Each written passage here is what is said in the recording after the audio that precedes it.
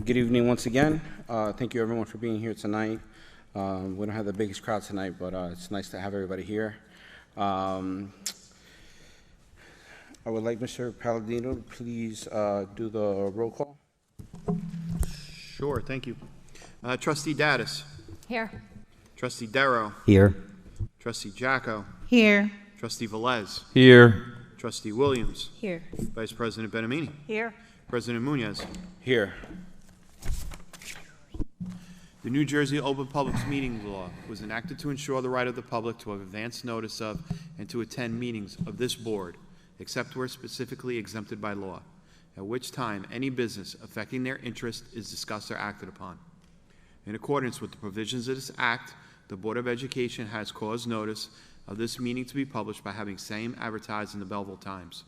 Also, notice of this meeting has been mailed to the members of the Board of Education, the Borough Clerk, all elementary schools, the middle school, the high school, Hornblower Early Childhood Center, and posted on the district website. Also, this meeting is being televised via the district's YouTube and Facebook pages. And Twitter.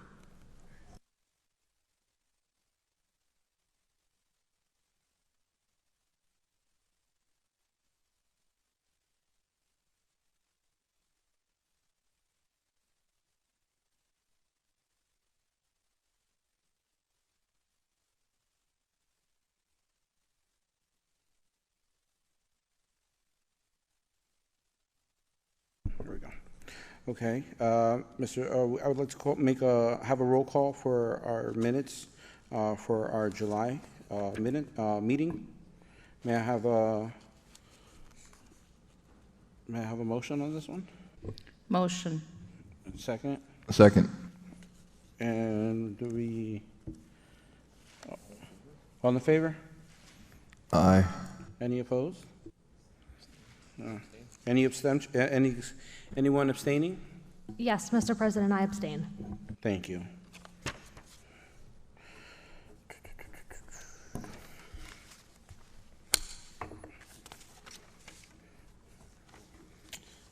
Today we have Rayanne Che-Colvey. I believe I said I might butcher it a couple times, but you're welcome to correct me.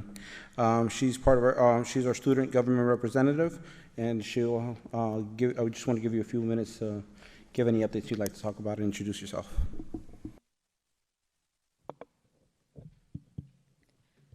Good evening. I am Rayanne Che-Colvey, and I'm honored to stand before you as a dedicated representative of our student government organization. I'm excited for the opportunity to serve our school community and contribute positively to its growth and development. I believe in the power of our student body's voice. I'm here to be that link between what we think and the decisions that shape our school. Let's collaborate to address concerns and bring ideas that make a positive impact. I see our school's growth as an opportunity to explore new horizons, break boundaries, and create a community that thrives on inclusivity, innovation, and progress. I'm here to be a catalyst for that growth. Thank you for the opportunity, and I look forward to working together towards prosperity. Thank you very much. Let's move on to items presented by the administration. Dr. Tomko. Thank you, Mr. President. Good evening, everyone in the audience, those of you watching at home. We're very excited to be closing out the summer. Much of our administrative team is here, basically working very hard over the past few months, really trying to get the schedules together. We have a lot of things that we're doing with facilities projects. The playgrounds are in. I'm sure you've all seen them. Just a lot of excitement for a very short summer, unfortunately. We wish it was a little more extended, but we'll be welcoming everybody back on the 7th. Our staff comes back on the 5th, and we are just getting prepared for that. One of the other exciting things that is happening is what we are calling, what we're most likely going to be naming CASE, which is CASE, which stands for Success Academy, that we are building right outside the indoor training facilities. So now on the other side of the indoor training facility is going to be another large area which is pinpointed towards academics. It's going to have a PD area. Registration will be held there, an ESL welcome center for parents with the registration piece, and then also a tutoring center and an e-theater for our esports team. So we're really excited about that. But I wanted to bring up something that kind of culminates with everything we've talked about with regard to test scores and aggregate scores and all the things that people in town and around the state like to get up and talk about and how important they are, because I think it's an excellent barometer. Test scores, aggregate scores are an excellent barometer to measure what districts need, et cetera. But I think they are a horrible measure of what makes up a community, the horrible measure of growth in a community, because of all the obstacles that different communities have versus other specific communities. I'm sure the Commissioner of Education is watching us right now, and I think if anything, she should work to eliminate some of these rankings, some of these scores, because all they do is continue to thicken the line against diversity, against all the challenges that we've had. And I'm not even talking about COVID or learning loss anymore. I'm just talking about regular challenges, regular obstacles that certain towns may never see and other towns will. And I'll give you a really great example. I grew up with two parents, lower middle class families. My parents worked two jobs to put food on the table. They did the best they could for all of us. And, at the end of the day, I also had to work at times to make sure that, things were working out the way they should for families. And that's what families do. They stick together. My wife came from similar background, and we worked very hard. And we both knew our parents made sure that we went to college. That was the main thing. And we continue to work hard. I've been working jobs since I was 13 years old. And I think a lot of blue-collar families know what my family went through for a very long time. My children are growing up very differently than I did. They're also growing up with two parents that have several degrees between them, are educated because, again, it was a different time, and we had the means to do that. The other night, my youngest son had a summer packet like we do here, and he said, "Hey, Dad, can you help me with math?" And I sat down to help him with math, and I'm pretty decent in math. And I don't know if it was like percents or something, whatever it was, I can't remember. It was like 10 different things. And in my mind, back in the olden days, I got the answer in like 2 seconds in my head because I figured this and this and this. But that's not the process anymore, right? The process now for students is getting to the answer, right? Because as we do know, things are a lot quicker now for kids. It's a lot quicker. The processing is a lot quicker. We all talk about AI. We all talk about all these things with technology. Things are just a lot quicker for kids. So we wanted them to get to a process because the answer is usually readily available, right? The joke about our teachers telling us, years ago that you'll never have a calculator with you, so don't use a calculator. Well, everybody right now in this room has a calculator on them, right, at some point on an app. So we just know it's a different time. So as I sat down there with my son and I was doing the question, I knew how to get to the answer in a second, but I had a very difficult time showing him the way his teacher wanted him to get to the answer, right? So he could do well on a test, so that my town could do really well on the rankings, right? So I sat there myself learning what the teacher had as the directions, even though I knew I could have given him the right answer 10 minutes earlier by the easier way that I could have done these percentages or these polynomials or whatever it was. And as I sat there helping him, getting a little bit of getting a little frustrated, like some of you probably do as well, I said to myself, what happens when there's a parent who just came back from 2 jobs, is tired, maybe doesn't have the background that I have, doesn't have the time or the patience that I have? How are they reinforcing these kids and being patient with these kids? And how are these kids being patient with their parents? I don't think it's happening, right? It's not. And it's not happening in many places. In some of the more affluent districts where you see these scores are high, You know, the parent will get 3 or 4 tutors for a student, right? So that's what we're trying to do here in this district, and that's why I appreciate the board when we're trying to level that playing field. Not to say that we can't do some of these things or our parents can't do those things. We're trying to provide parents with reinforcement for their children because we know they need help. We hear it all the time. So this academic success center, which we're hoping will open up by Halloween, is going to provide nighttime tutoring sessions for students based on their need. Not only do we have our own teachers in there, we have a live virtual option, so that a student can log into a little cubicle and one-on-one with a teacher. We'll obviously have people there monitoring this. They're not going to just let kids run in there. We're also going to have group rooms so that when students need to get together and do a group project, they don't have to go into a house maybe, or they could always use the public library, but we want to provide another area. So these are all the things that we've been thinking about to really level the playing field and really help students with reinforcement. So those are some of the important things that people don't see as obstacles. And it happens. It's real. These are real events. I'm really, I'm a research guy. I look at a lot of research, and most research talks about aggregate, and the word aggregate is basically total, right? It's everything. When you look at drug trials for big pharma and all they're aggregate numbers.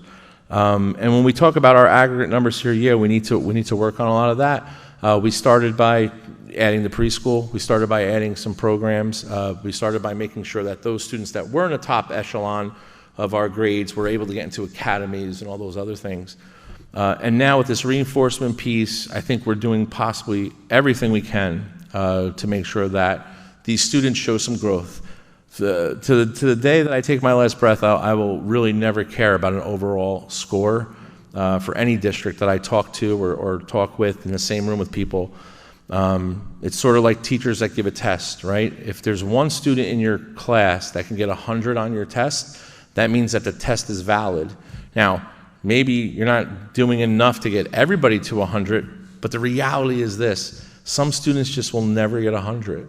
They just won't. If you have more than one children in your house, you know that somebody's here and somebody's here, and it's okay. There's nothing wrong with that. And I think we have to start changing the narrative on that. I love the rhetoric when people come up. I love more of the solutions to the problem. But when I think we have to start thinking outside of the box a little bit as a nation, and hopefully Belleville will be a place that can spearhead the call on some of that.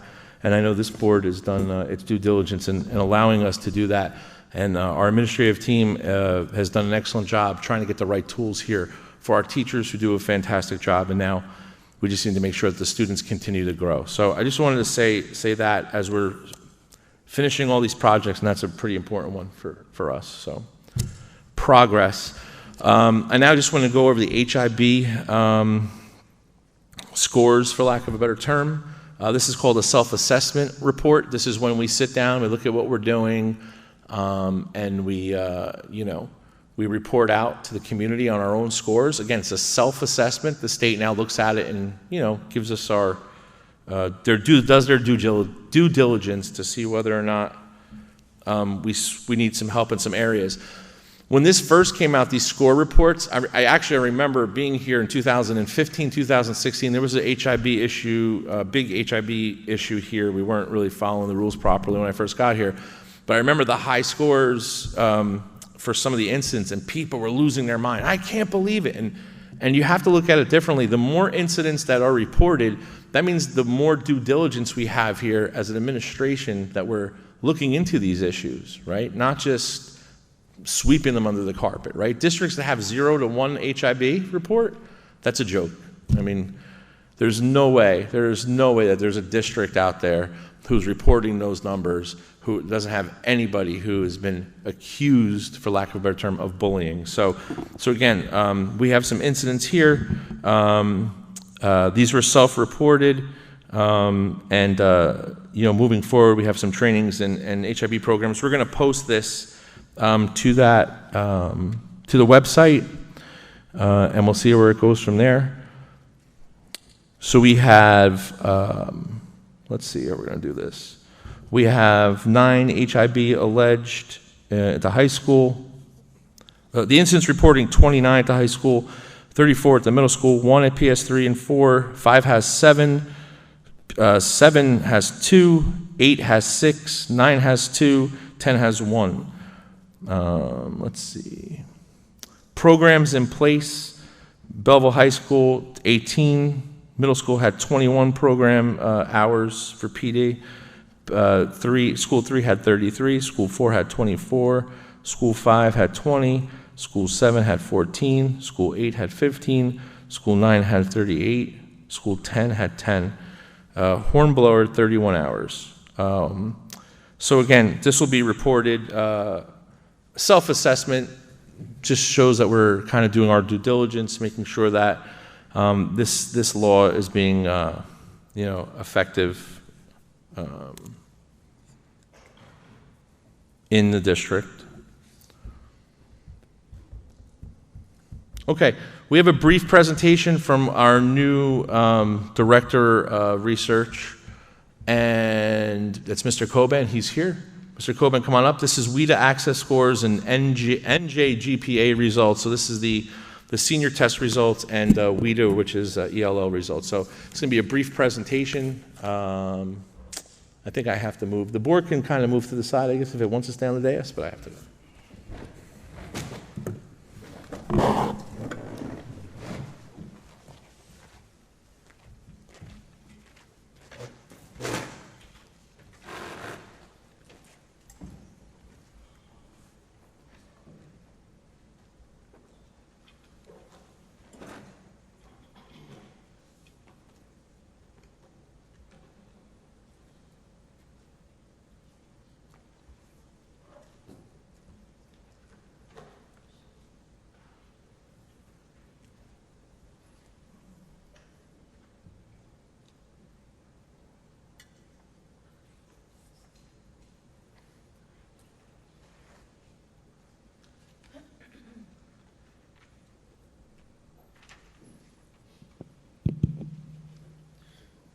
Good evening, Dr. Tomko, board members, and Belleville community. I will be presenting the NJ GPA and WIDA access results, beginning with the NJ GPA.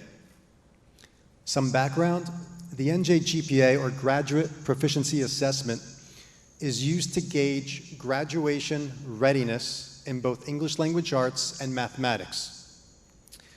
The ELA component is actually aligned to grade 10 standards, whereas the math component is aligned to both Algebra 1 and geometry standards.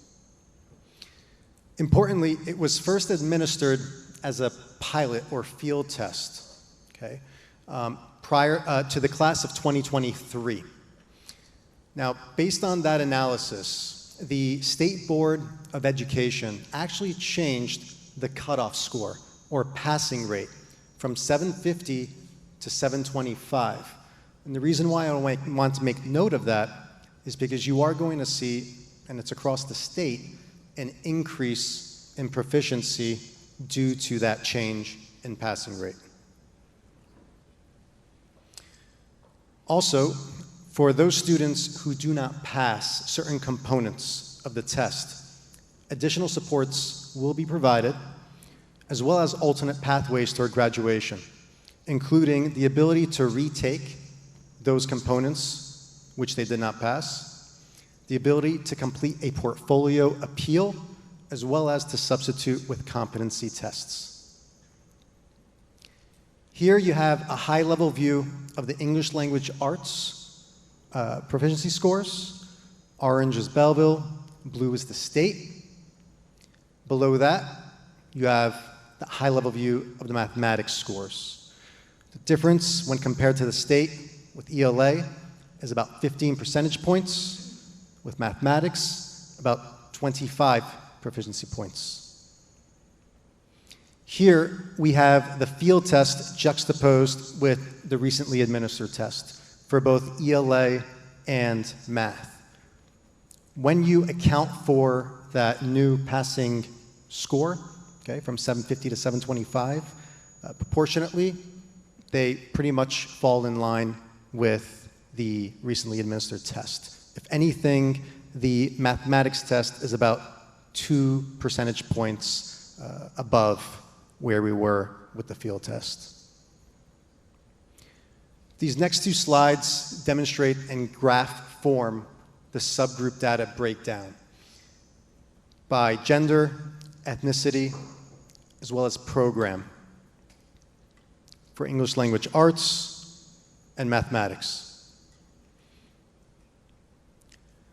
Now, importantly, as Dr. Tomko referenced just a moment earlier, this is an overall score, a snapshot in time.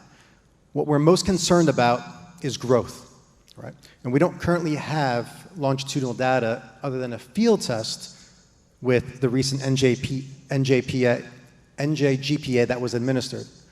We do, however, have our internal benchmark, the STAR Renaissance assessments. And what we did was we looked at the graduating class, 2023, the grade 11 class, okay, from 21-22, and the grade 11 cohort from 22-23. And what we noticed was a stark increase in student growth percentile. In both ELA, 20.8 percentage points, and in mathematics, by 11.2 points. So what this tells us, based on the STAR Renaissance growth measures, is that while we are not where we want to be yet in terms of mastery, we are on track to where we want to be in terms of growth. Which leads us to the intervention strategies, okay, that we're putting into place this year, based on multiple sources of data. Beginning with the hiring of a 7 through 12 supervisor of mathematics, who will be responsible for the articulation of mathematics programming within that grade range, as well as promoting best practice instruction. Number 2, we have new grades 9 through 12 math curricular resources, okay, aligned with the current best practice and trends and how students should be learning mathematics. Once again, as Dr. Combs just referenced earlier, it's all about the productive struggle, not necessarily simply getting to the right answer. In addition, to complement the new curricular resources, we have a revised scope and sequence document, which focus in on the essential learning of each grade level. We are also introducing ExactPath, which is an adaptive software program aligned to STAR Renaissance. And so what that means is every time a child gets administered the STAR Renaissance assessment, based on their scores, ExactPath will realign to their needs. And so you are helping to narrow the learning gap in a very tailored way. Importantly, we are continuing our response to intervention program, entering year 2, providing tiered services for our students. We are continuing our grade 7 through 12 writing map, which is a guide for teachers and help promote a student-driven, research-based approach to learning, which helps foster an ownership within the writing process itself.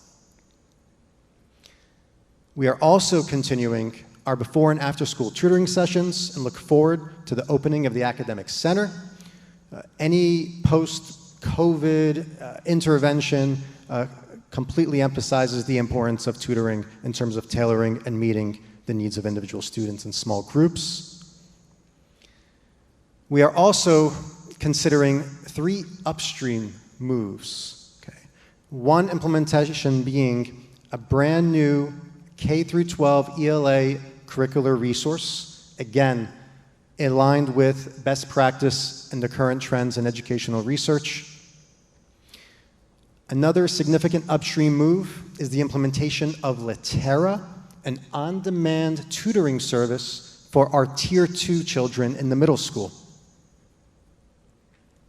And that is for both English language arts and mathematics.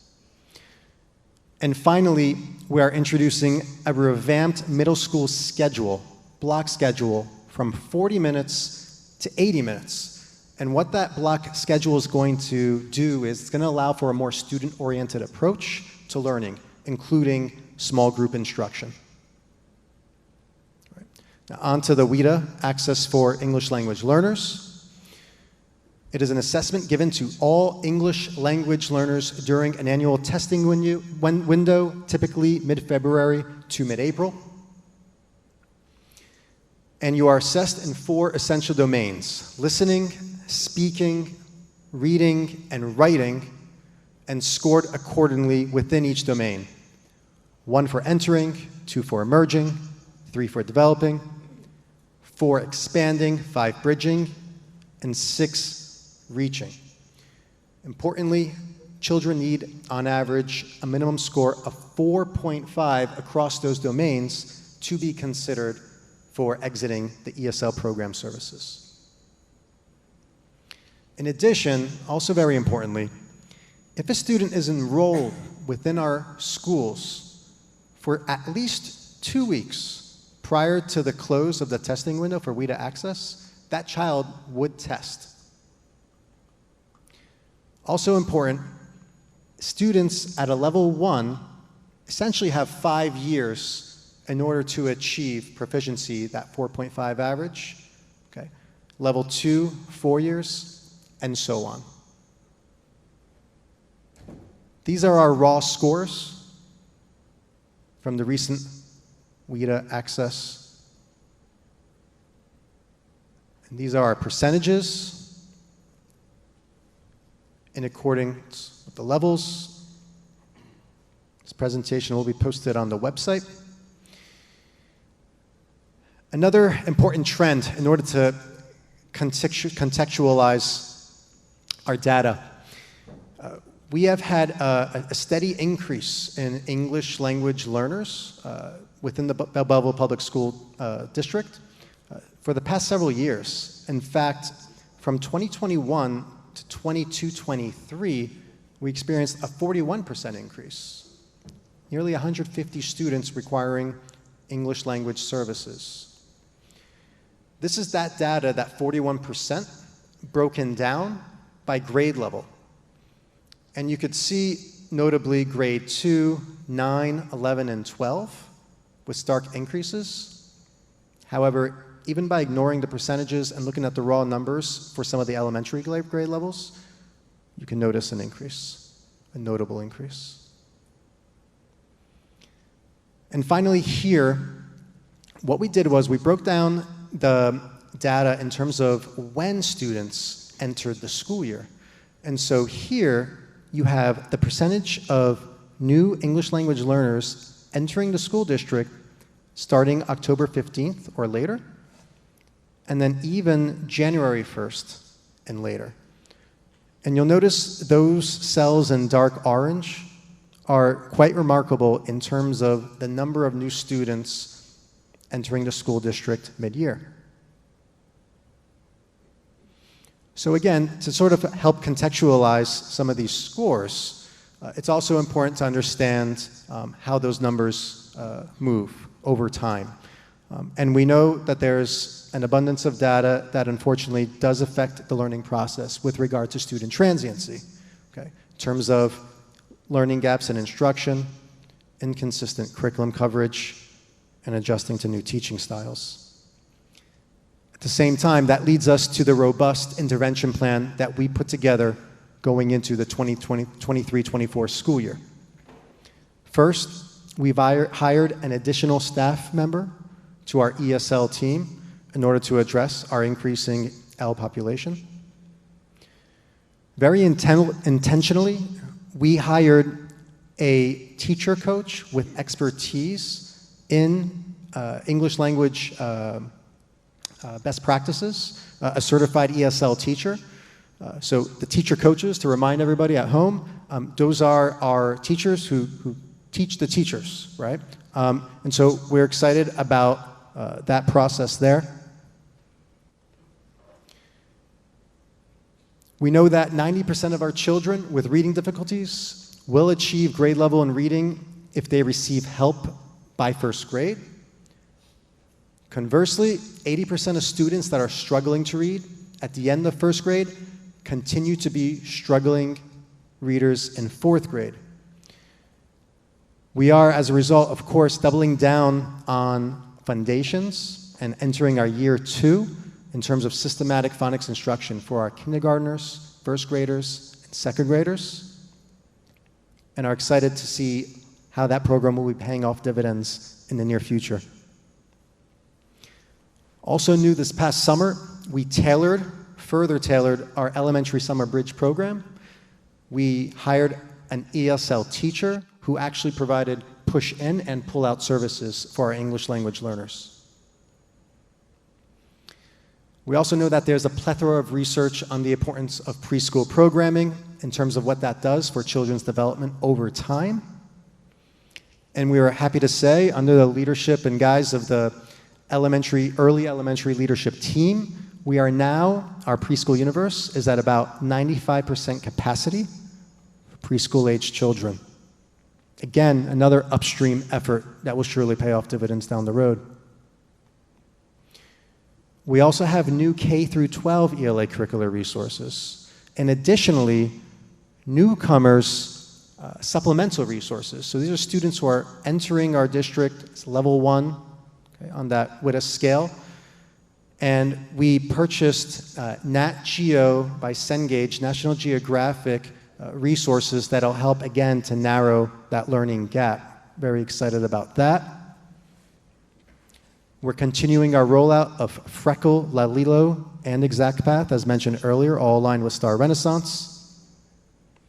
We will continue our ESL Parent Advisory Committee, our 15 hours of sheltered instruction observation protocol and ESL approach for new hires, and finally, we will be continuing our before and after school tutoring sessions. Dr. Tomko, that concludes the presentation. Thank you very much.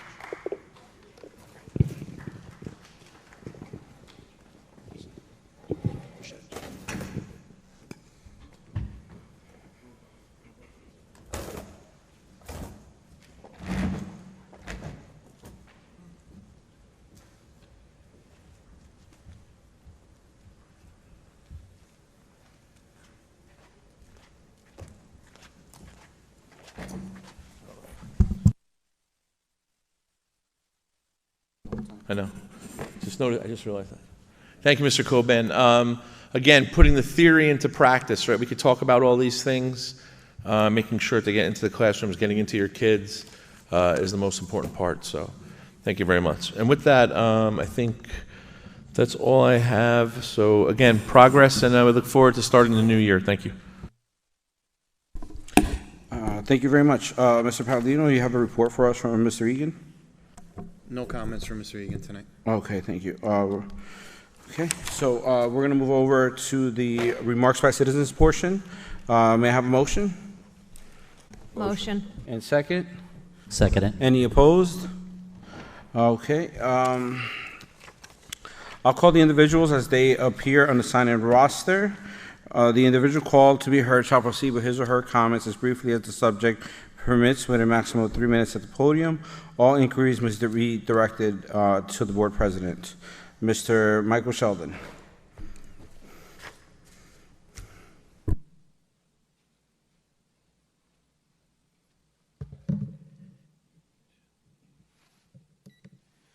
Good evening, Michael Sheldon, 47 Floyd Street.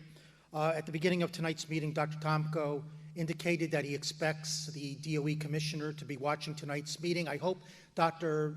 Alan McMillan is, because she can see for herself that our state monitor for 3.5 years now has never bothered to attend a meeting, even though state law, the state monitor statute, Article 6, clearly says that the state monitor shall attend all BOE meetings and all public private session meetings. He hasn't been here for 3.5 years.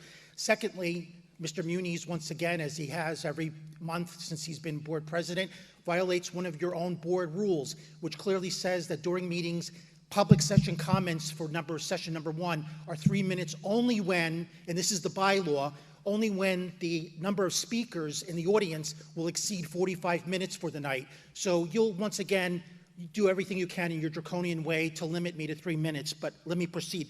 I hope that this report that was just given, the WIDA NJGPA, is going to be visibly posted on the district's website and not buried 30 levels down, so it'll take me an hour to find it. I hope you put it prominently on the front page. The one takeaway immediately from this report is the graduation ready percentage for our students in mathematics, 30.4%. Or I guess based on this, what many will say, almost 100%.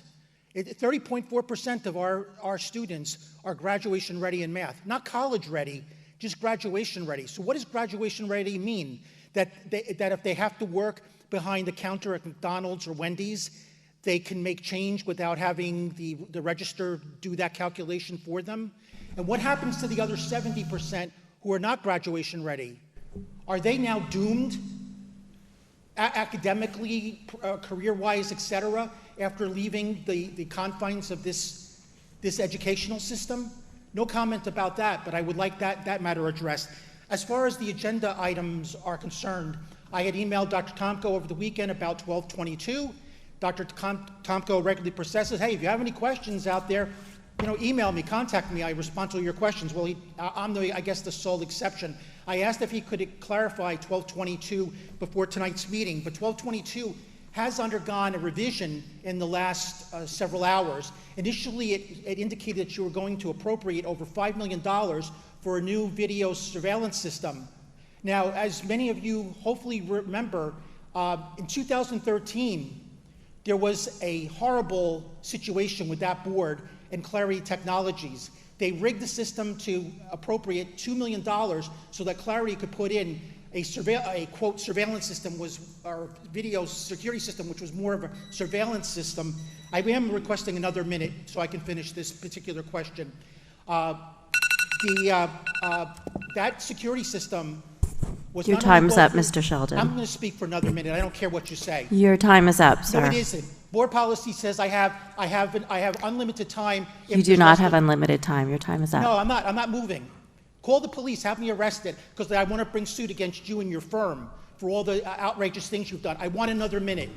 I want another minute. You're not granted another minute. Too bad. I'm Thank going you. to take it. That system, that board, Mr. Egan, upon becoming the state monitor, had that system analyzed. It was found to be completely deficient and also a fire hazard. He had it removed and a new system put in place, and that was done. So why are you now going to put in yet another new security system? Now, you've bifurcated this agenda item. Now it says only $1.5 million for a security system and $3 million for other things with Hewlett-Packard. But I would like an explanation for this, since you wouldn't answer my questions over the weekend. Thank you. And someday, why don't you just have some of your thugs shoot me? To the chair. Thank you. Graduation, just to clarify, graduation ready is considered a benchmark score of 725. I think that was explained. So maybe you want to do a little bit more research on that, and we can talk about it next meeting. But again, very simple. And let's make this very clear. I have absolutely no problem answering questions, but I don't appreciate how you address me. I told you that on the phone. When you start addressing me with the respect I think I deserve, as I give you respect, then I'll start answering your questions offline. And you know exactly what I'm talking about. So when that stopped, and you did it again this month, you sent out another email disrespecting me. So I don't want to talk to you when you do that. When you start showing me the respect that I deserve, because that's all I give you is respect back, I will definitely answer your questions. I will call you on the phone. That's it. Very simple. It does not reciprocate. It does not. I've done nothing but show you respect, sir. Very simple. State monitor, just so everybody's clear too, not that I need to stick up for Mr. Egan, because Mr. Egan works for the state. I don't work for the state. I work for this incredible town. However, I'll say it again to the people that wanted the state monitor here before I got here and begged and demanded. The whole idea, this is the third or fourth monitor I've worked with in my career. The whole idea is when districts are ready to remove a monitor, or when the commissioner is ready to remove a monitor, the transition should be that the monitor is less visible at these governance meetings. So, Mr. Egan, if you know, if you all think he's not here for whatever other reason, we see him almost every day. He's on a part-time basis now, but actually, I just spoke to him before the meeting again to go over the agenda one more time. That's set by the board. But, you know, with all due respect to him, he's an incredible man, but I don't want him here.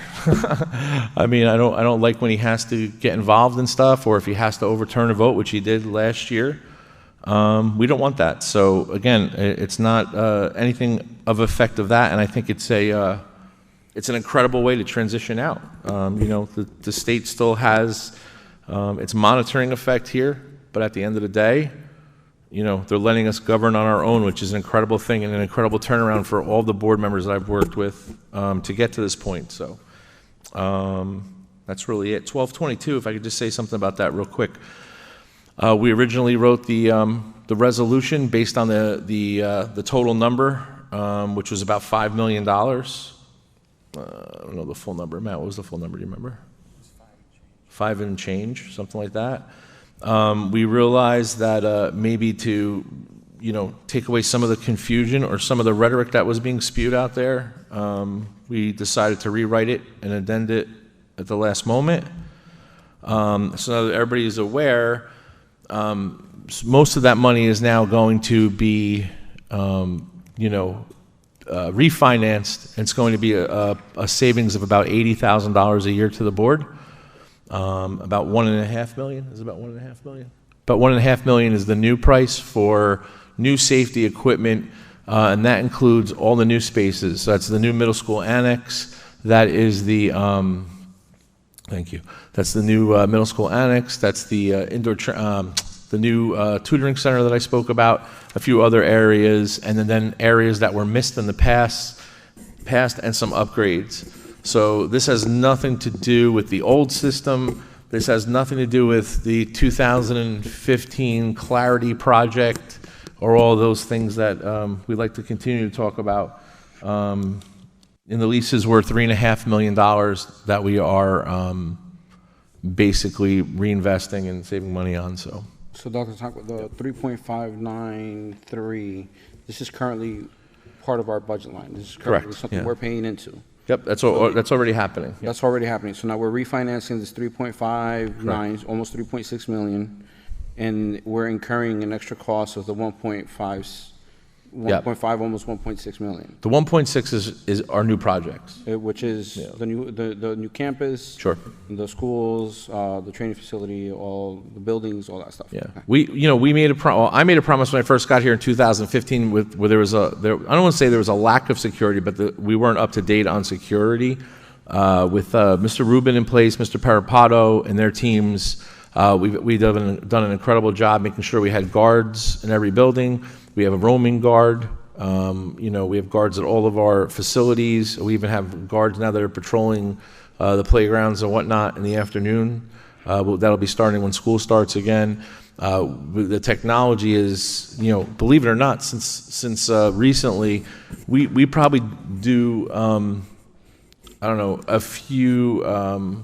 we get a few requests a month for outside agencies that want to use our cameras for things that are happening on the streets or on the corners and stuff, because we have every possible area where a student may be in peril at any time, whether it be an abduction, God forbid, or a fight or whatever it is. We want to make sure that every area is covered. So we don't want to be that district that can follow an intruder almost all the way.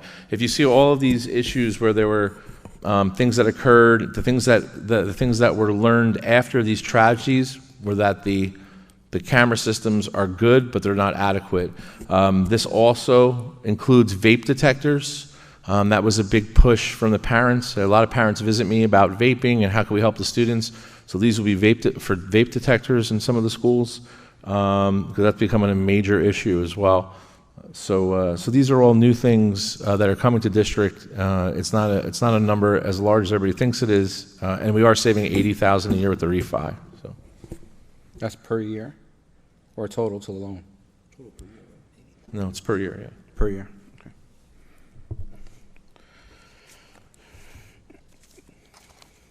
okay. Dr. Liz Masaja?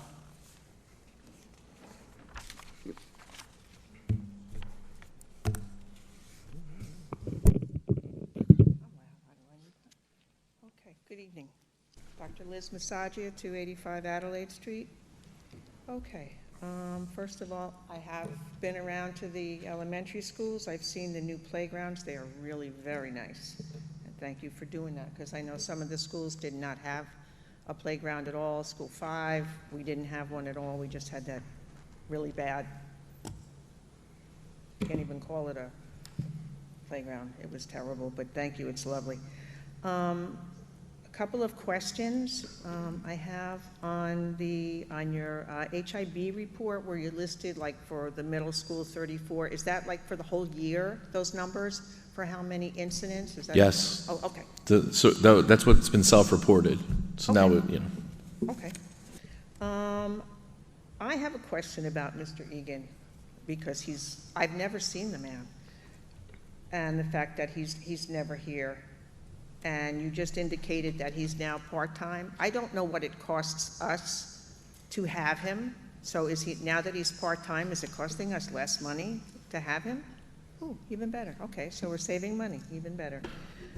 Okay. On 9.51 and 9.52, all right, you are approving the appointment of what looks like the same individual for two different positions. You're appointing him as a long-term sub, and then you're appointing him to a full-time teaching position. So how are you doing that at the same time?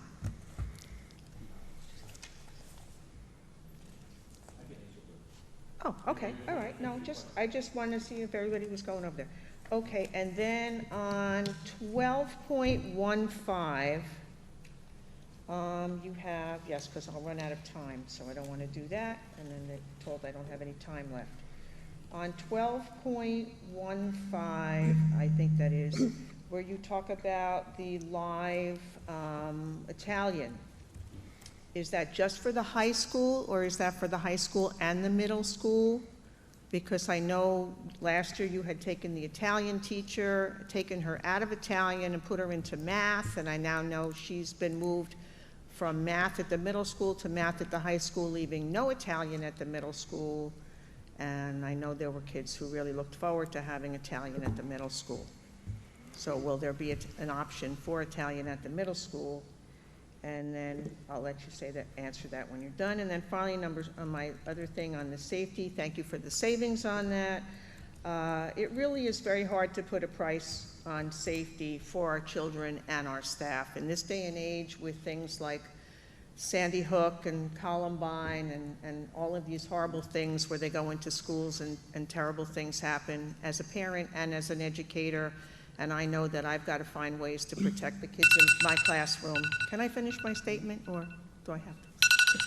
Okay, I know from both sides of it that I've got to do my lockdown drills and my drills each month and everything, and how stressful they are to the kids, even if we're just doing a drill and a practice. You can't put a price on the safety. So for me, I'm thrilled that it's saving us money, but I'm happy that these things are being purchased, and I'm sorry that it's a necessary expense, but thank you for what you're doing to keep everybody safe. Thank you. Thank you, Dr. Masagi. To the chair. So 9.51 and 9.52 are both the same individual.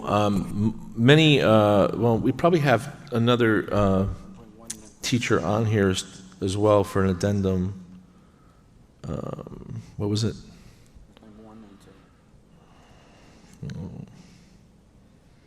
9.65 as well as a long-term sub only. When we're this late in the summer and certain individuals are still waiting for paperwork, even though they have their paperwork in, it's sitting on a desk in Trenton right now. So there's an expectation over the next several weeks before school starts that we'll have the actual paperwork. Unfortunately, until we have that actual paper, even though everything's been validated, they have to be paid or employed as a long-term sub. Then after that happens, that'll be moved into full employment. So that's why it's on both those resolutions are on there. And Italian, this proximity learning is a company that will provide live synchronous instruction for our high school Italian students who want to complete Italian, like Italian 2, Italian 3. There's a small number of students right now. Unfortunately, it's kind of phasing out right now, Italian. Hopefully we can rebuild that in the years to come. We've included ASL now, American Sign Language, as another language, which I'm very, very happy about, because that is a language for certain students who cannot learn a second language, whether for whatever reason this counts as a language to college. So I'm glad we have that here, and it's a great program. So that's coming in this year. So I think the next thing we'll work on is trying to build up some of the foreign language programs again. Unfortunately, though, the world language piece will have very limited Italian in the middle school. So we're trying to work on it, though. Thank you. We talked about that today during the tour. They were talking about needing sign language. Yeah. Okay, this concludes our speakers for tonight. Can I have a motion to close public participation? Motion. Second. Any opposed? Hearing none, we'll move on to personnel. Items 9.1 to 9.63. May I have a motion? Motion. Second. Is there any discussion on any of these items? Hearing none, Mr. Palladino, please call the roll. Trustee Dattis. Yes. Trustee Darrow.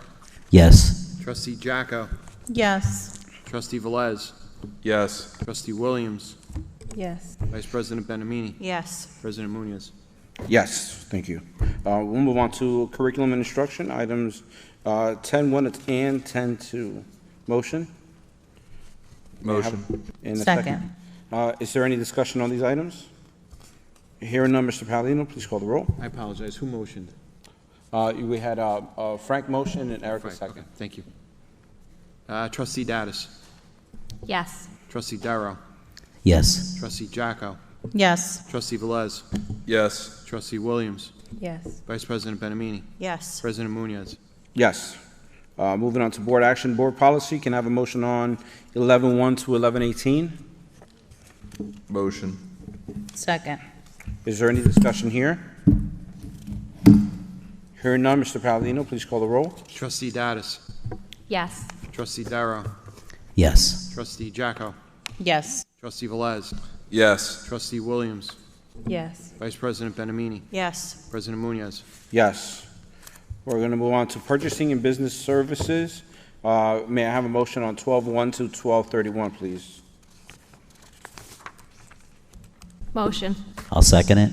All right, we got two new. Is there any discussion here?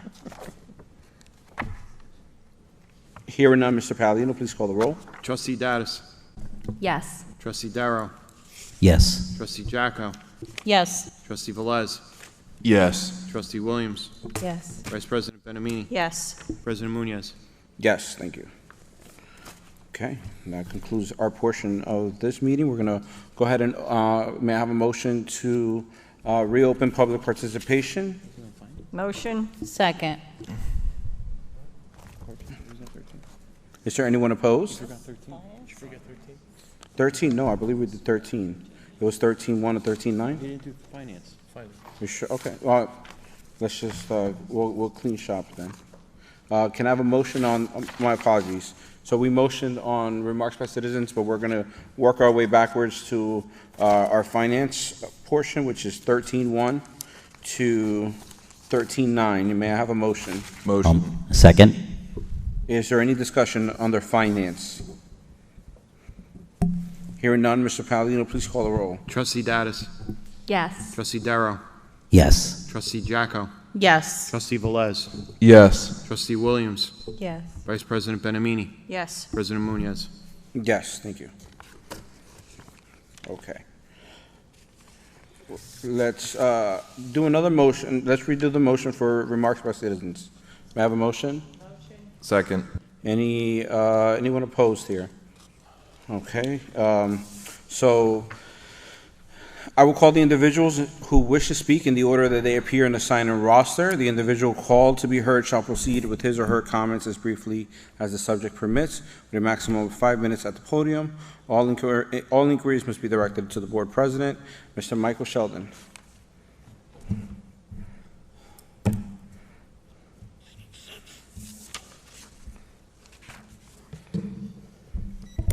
Good evening again, Michael Sheldon, 47 Floyd Street.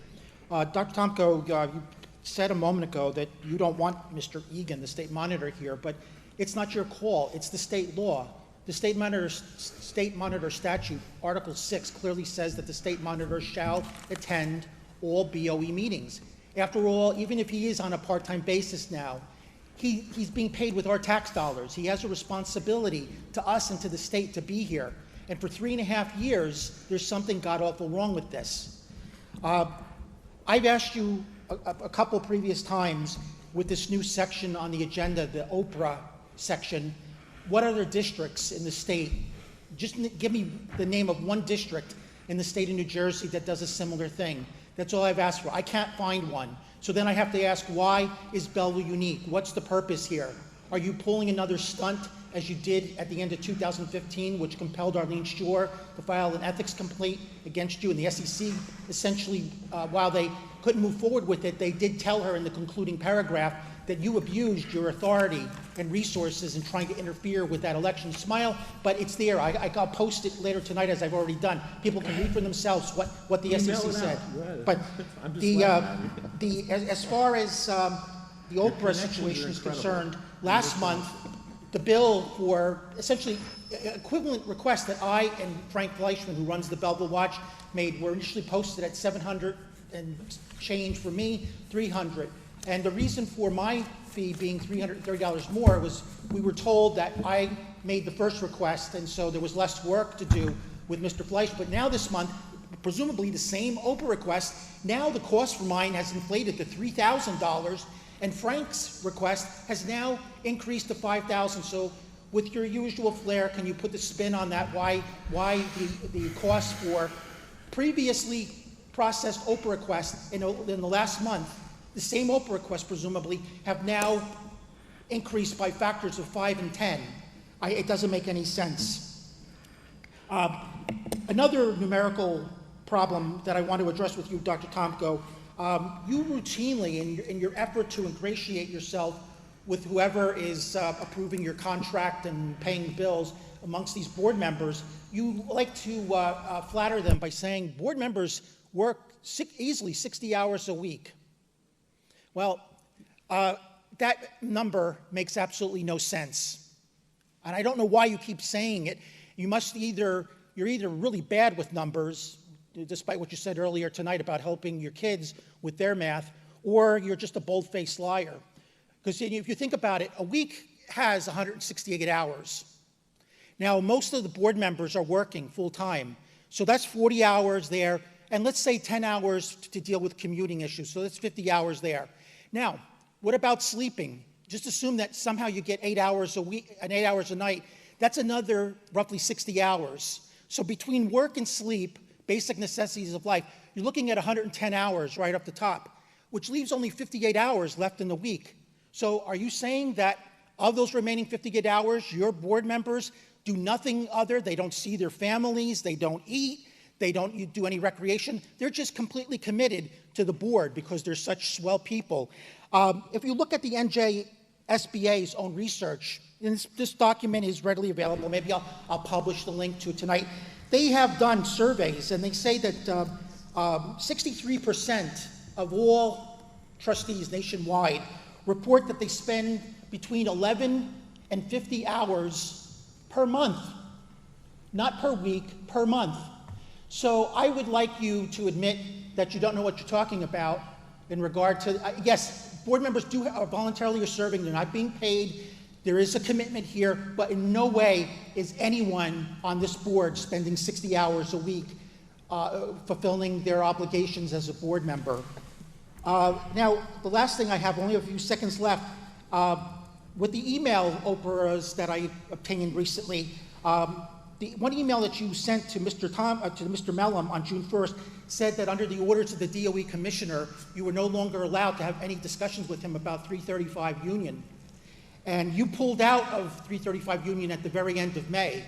And I want to remind everyone that on May 23rd, the School Ethics Commission, after finding probable cause with my complaint, ordered the AG's office on May 23rd to commence prosecution of Mr. Muniz and Ms. Bennett-Meany. So is this all a coincidence? I'm sure you're going to say it is, but if you want people to believe that, then I have a bridge in Brooklyn I want to sell them.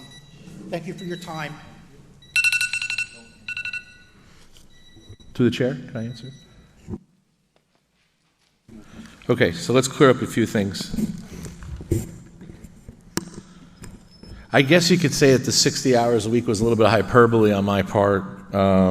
However, I'll maintain that if I did say that, I'll maintain that does occur, because I will tell you this: you yourself as a board member definitely spent more than that a week, just on the emails you used to send us. So 100%. You should look back on it. Give me a number next month how much you spent. So I'm telling you, absolutely. Just on emails alone, Mr. Sheldon. So again, if a lot of that time that you spent and even the angst that you have up here went to incredible things, we could really move mountains with some of your ideas. But I will say this: there is absolutely no correlation between anything that happened with the mayor 335, is it 335 or 355, whatever number it is, 335 Union, and the state Board of Education telling me I couldn't have any more conversations because we were in possible litigation, and anything with the SEC, what you call is the Attorney General piece. Just so everybody's aware too, that's not an uncommon thing. When the SEC is looking into cases, their attorneys are attorney generals. There's about 150 attorney generals. They're not just, I know Mr. Sheldon likes to make it seem like this one attorney general comes down and puts cuffs on everybody, but that's not really how it works. But again, you absolutely try to utilize these things with your conspiracy theories that really do a disjustice to this place, because we're basically being laughed at by the public because of some of the things that you say. And even the things with the ethics complaint on me that you bring up, which is, again, a bully pulpit. You're the pure definition of a bully, coming up here, bringing things up from 2015, things that were whatever they were, whatever you want to post. But it just is ironic that regardless of how wrong I was appointed to the Ethics Commission several months later, so it couldn't have been that bad. However, you could say what you like and leave out the most important pieces. You had your chance. The connections are incredible, but again, to bring up some of the things that this board has done since you've left it are just incredible things moving forward. To take out your negativity that this board doesn't see anymore when you were on it is just an incredible thing for this community. So I applaud everybody for the 60+ hours a week, a day, a month, whatever you guys do for free. So that's really it. Again. I don't know. I mean, I'm going to continue to go back at all these mistruths and misstatements that you continue to say, just to kind of get a rise out of people, because they're really starting to border libelous and all those other things. You basically just called me a liar. There's no reason for me to lie to you. If I make a mistake, I say I made a mistake. I'm up here giving plenty of time, but I do know that you spent a lot of time when you were on the board. And again, there's only a few things that I can remember were positive things that came out of your time here. So again, I appreciate what the board does, regardless if anybody else does or not.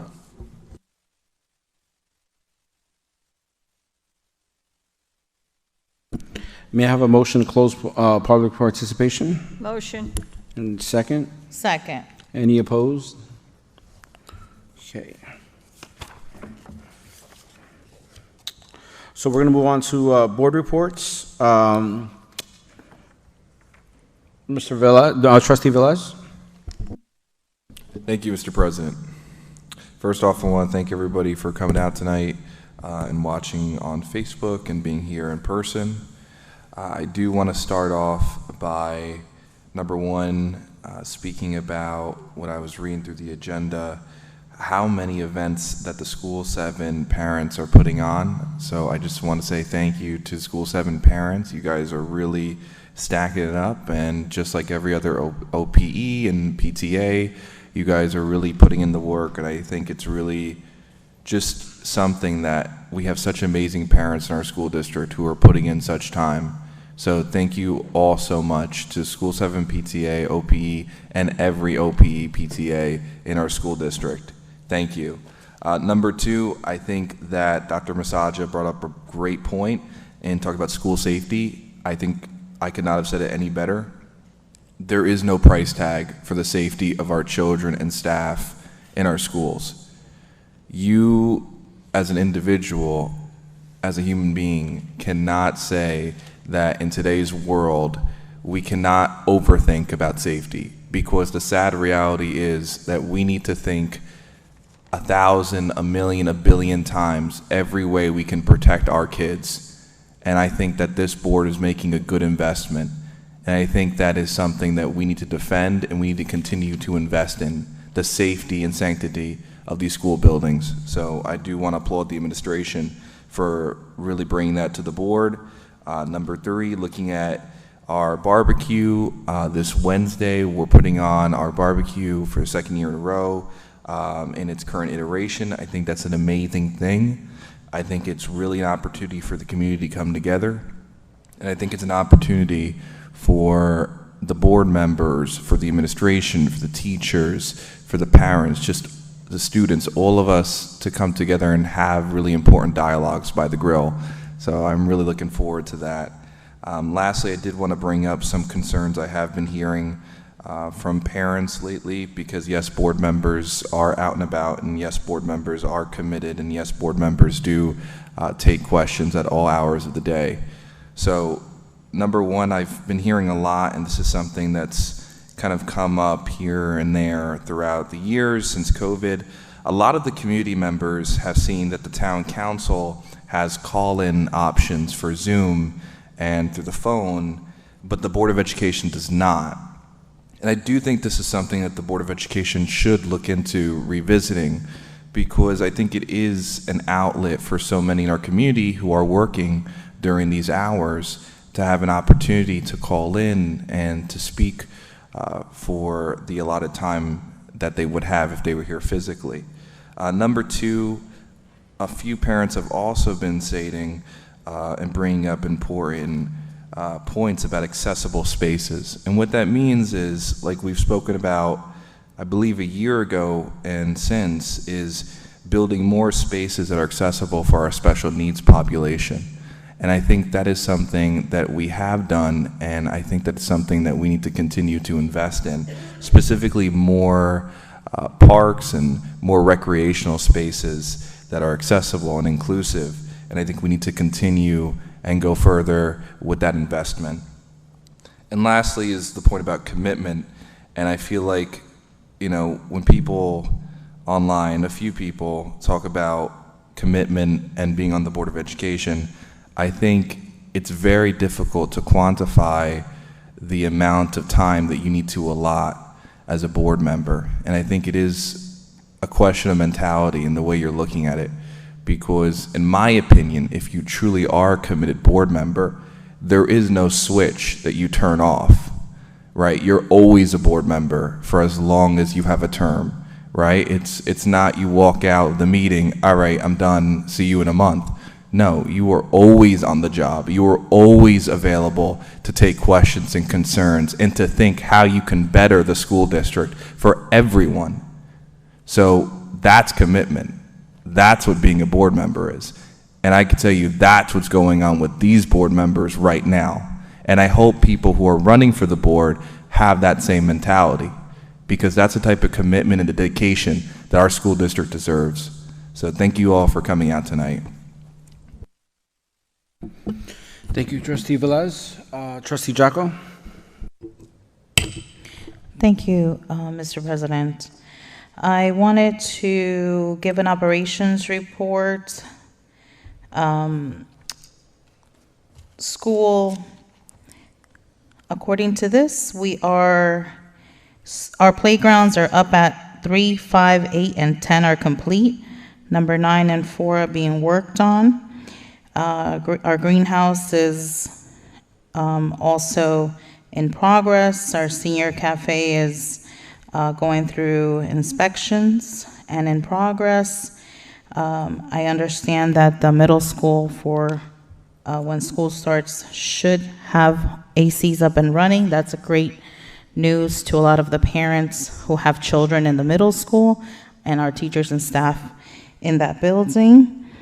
In regards to our athletics, our football team played 7 versus 7 league. They attended East Stroudsburg University football camp. The boys soccer hosted 10 teams. Belleville High School boys soccer summer league was Thursdays at Clearman. They also attended the Harrison High School boys soccer tournament. The girls soccer hosted 8 teams in Belleville High School. Girls soccer team summer league was Wednesdays at Clearman. The boys basketball team attended the Bloomfield High School boys basketball summer league. Cheerleaders attended team cheer camp, and the boys baseball team played baseball summer league. Also, I wanted to let you know that a lot of our graduates this year, class of 2023, are going to be playing soccer in Rutgers, football in Montclair, football in William Patterson, soccer also in William Patterson, soccer at Kane and Bergen Community College, football in various universities. So it's makes me very content to see that our students are achieving overall in different facets of their life. Dr. Tomko, I wanted to say that you are definitely extremely cordial, and I thank you for that. As I mentioned in my prior board meeting last month, I have somehow spoken to 7 superintendents or had to have worked with them either as a parent, as a PTA parent, as a student, as a translator for my parents when my brother was in the school district or when my sister was in the school district. And I definitely know that other superintendents from the past would not be as cordial as you are. I think that I wanted to take the time to commend you for your professionalism, for, as I mentioned all the time, your innovation. You have brought so much to this school district, and it's unfortunate that someone does not respect you and has even tried to take away your title of Dr. Tomko, and even mentioned the D word as part of your name. And I'm a little frustrated because I think that when people think they are superior, there is a problem. I think as a community we need to be united, but it's very difficult when we have to deal with bullies. I know we're not perfect, no one is, and when someone thinks that they are the perfect person, that's a real problem. I think that when we collectively come together and work together, we will accomplish more. And I hope no matter who wins, because at the end of the day, this has no paycheck. Sitting up here has a 0 paycheck, but an everlasting fulfillment to see my community, our community, succeed. I think that's the real goal, the mission that we should focus on, not labeling people, not creating animosity, and certainly not disrespecting our superintendent, which speaks volumes of character. I think that if we are to judge, let's start with ourselves, right? So I think that as a community, we have more to do for our children. We have a lot of work to do. I don't know about the trustees here, but I know I don't sleep 8 hours a night. So, and I know a lot of parents see me out on Facebook commenting and replying all the time when I don't have to, when we don't have to. We don't have a time clock. And by the same token, I'm always accessible to the community. I was on vacation last week, and I still take the time. Because at the end of the day, I signed up for it, and I stay true to my volunteerism. I look forward to seeing our students in September. I wish them the best of their vacation time. Same thing to the teachers and our staff. Thank you for those being here today, the community and our teachers and staff, custodians. It's commendable. Thank you for taking the time to be here, and I look forward to seeing you in September.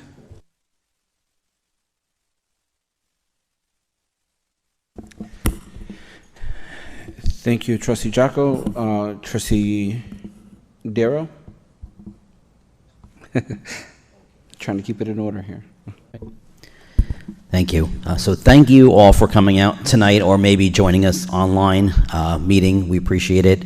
Please always feel free to send questions or concerns, hopefully not just accusations, as we are all trying our best to do what we can to benefit the entire school district. As we come to the close of our summer, we look forward towards opening day of the new school year. Just a couple of points here. Contrary to some popular opinions out there, as we've heard, be assured that no decisions at this board ever come to us lightly and at the very last minute.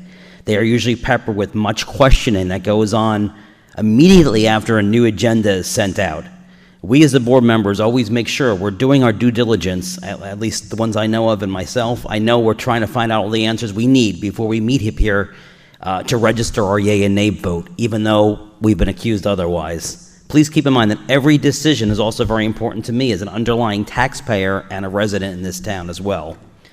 As part of the Finance Committee, and Nikki will probably go into this a little bit more as well, also with an IT project management background, it's very important that we continue to lay out the same security footprint across all our new properties, including the middle school annex and academic tutoring facility, which had not been done up to this point, as well as other areas that were lacking cameras that came to our attention over time.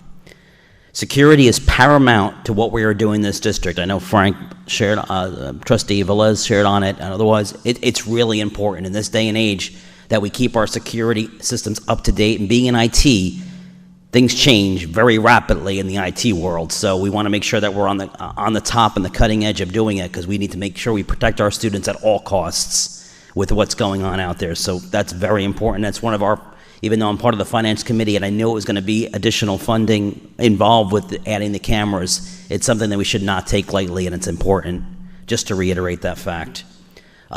Finally, I know there are many people running for a seat on this board this coming November, and I'm glad to see them out there, because it's good that they want to be involved, and I appreciate that. I wish all of them good luck. Whoever's ultimately elected, I look forward to working with you, all as one collective board, because we work together. We're 7 people up here, but we all need to work collectively together to make these decisions to benefit our district. Once again, thank you for coming out tonight. We appreciate it. Thank you, Trustee Darrow. Trustee Dattis? Thank you, Mr. President. Good evening, everyone. So as far as Finance Committee, we met and we discussed a lot in depth that whole $5 million lease. This looked like a new expense, so Trustee Darrow and I, being in the Finance Committee, we were uncomfortable with that, just how it appeared. So thank you, Mr. Palladino, for changing the wording of that to clarify that the $3.5 million was actually already in the budget. No, it wasn't a big conspiracy theory that we changed the wording. It was to make it more understandable for everybody. And gosh, when there's a question, just get up here and ask. You don't have to stand here and yell at us like we're all human beings. Why is it so hard just to be kind? I also want to piggyback off of what Trustee Velez said. Very well spoken, by the way. Whether it's 6, 60, or 600 hours, we put in the work. So let's stop arguing over the number 60 that was thrown out there one day. It's getting very old. Moving on. The summer is almost over. I hope everyone enjoys the next couple weeks. We don't have a lot of time left. And I'll see everyone in September. Thank you. Thank you. Trustee Williams? Thank you, Mr. President. Good evening, everyone. I hope you all are enjoying your summer so far. I'm pleased to see the many improvement projects happening throughout the district and our schools. I'm also excited about the upcoming plans for our training facility. Our Academic Success Center will support students and continue to bridge the gap between school and home.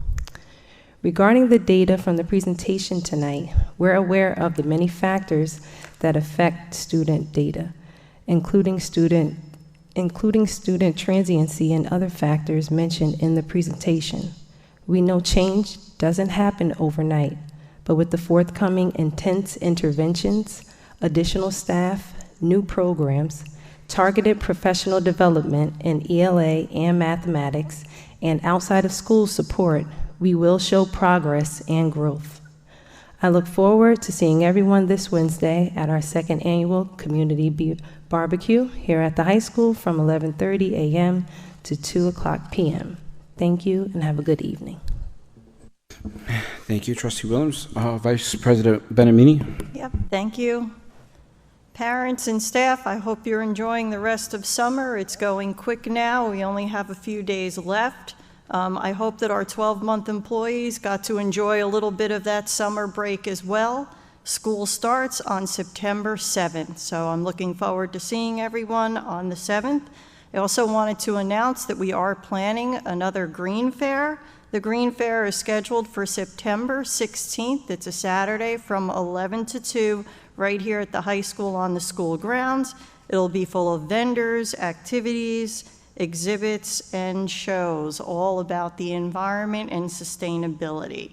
So thank you all and see you soon. Thank you. For me, okay, I'll make this short. I'm excited for everybody coming back. It's very exciting. I look forward to seeing you all here. We already started soccer. My son, I have 4 boys. One of my boys plays soccer. Very excited. We just had a tournament. It's nice to kind of get back and see these kids. It's pretty cool for us because a lot of these kids we've seen since, my son's been playing since he was about 3 years old. So it's great when you come back into these tournaments and you see kids that you've been seeing over all these years, and they look like they got their beard growing in and they look like these grown people. So it's nice to enjoy that time back with them.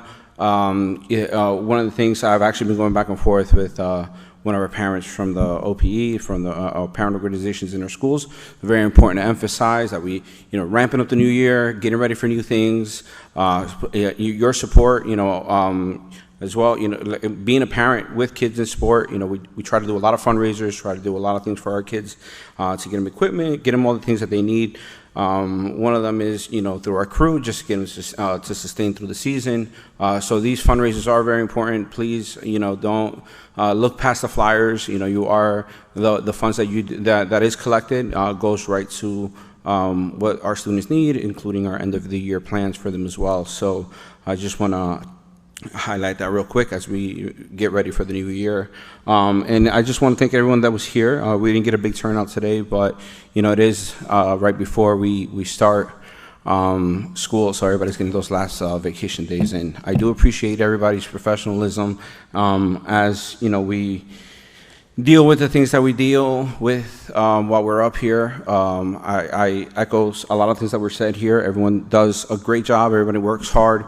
And I do hope that this doesn't deter candidates that are running from understanding that, it's, the bruises come with the job. It is what it is.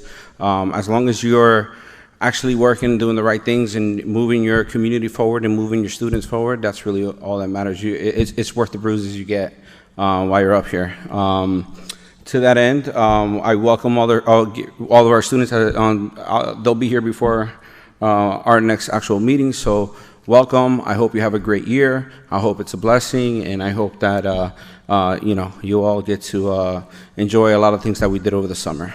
May I have a motion to close our meeting? Motion. Second. And any opposed? Great. Thank you, everyone.